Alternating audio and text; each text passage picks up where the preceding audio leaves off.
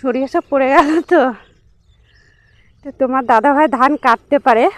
আর এই যে এটনো বলে যেটা, সেটা এখনও মানে জানে অল্প অল্প, তাই তো। তো আমাদের বেশিরভাগ, হ্যালো বন্ধুরা, গুড মর্নিং। দেখো সকাল সকাল একদম চলে এসেছি মাঠে। আর এই যে মাঠে কি করতে এসেছি তোমাদের অবশ্যই দেখাবো। আর সঙ্গে যেন কে এসেছে তোমার দাদাভাই। তো তোমরা পুরো ভিডিওটা দেখতে থাকো, তাহলে বুঝতে পারবে। আর খুব সুন্দর লাগবে তোমার এই ভিডিওটা। তো যাই হোক, চলো, ওই যে তোমার দাদাভাই দেখো আগে চলে গেল, আমি এই যে পেছনে আছি। তো চলো মাঠে গিয়েই দেখা হচ্ছে। এই যে তোমার দাদাভাই ধানটা দেখছে যে ধানটা গুছানো যাবে কি না। জামাই দাও। তো দেখো এই যে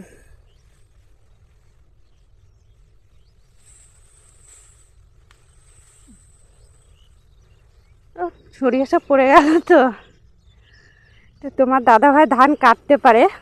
আর এই যে এটনো বলে যেটা, সেটা এখনও মানে জানে অল্প অল্প, তাই তো।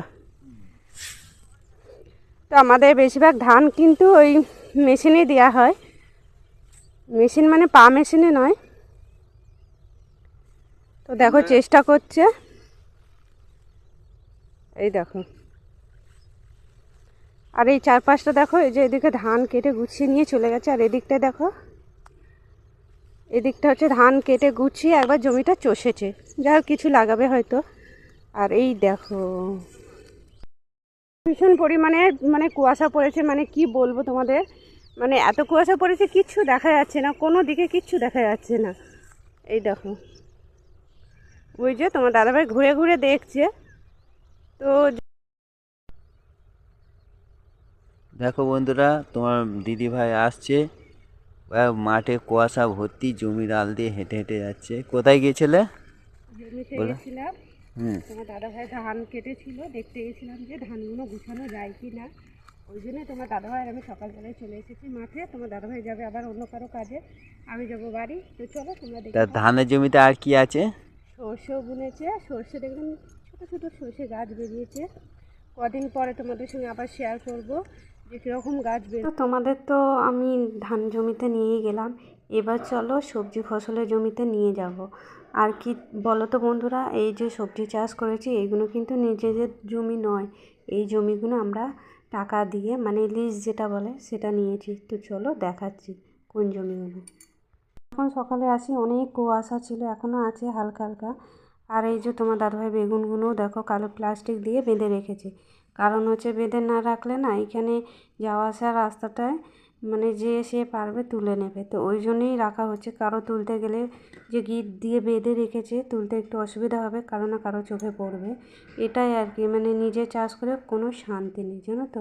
তো যাই হোক, দেখতে পাচ্ছ ওই যে তোমার দাদাভাই খুঁজে খুঁজে তুলছে।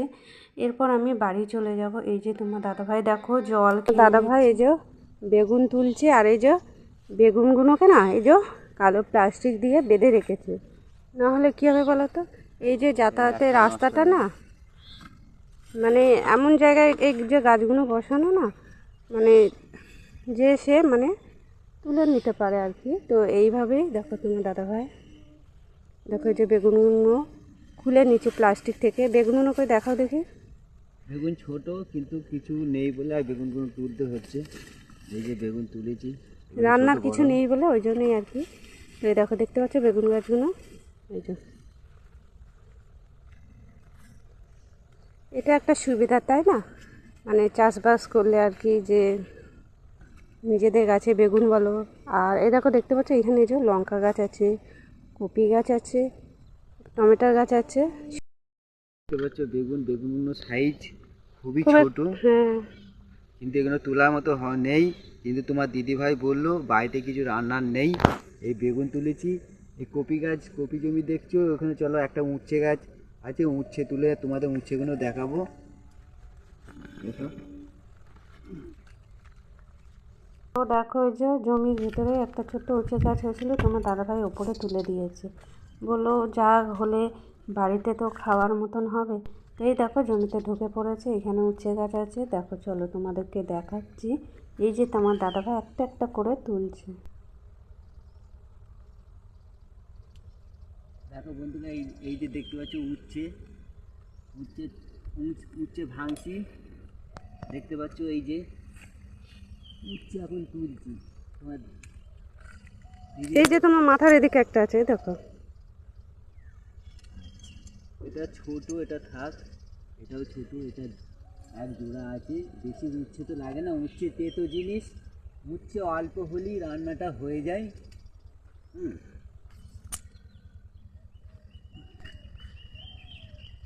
তো দেখো তোমার দাদাভাই একদম বসে পড়েছে, দেখো বসে বসে দেখছে। বললো আমি জলটা খেয়ে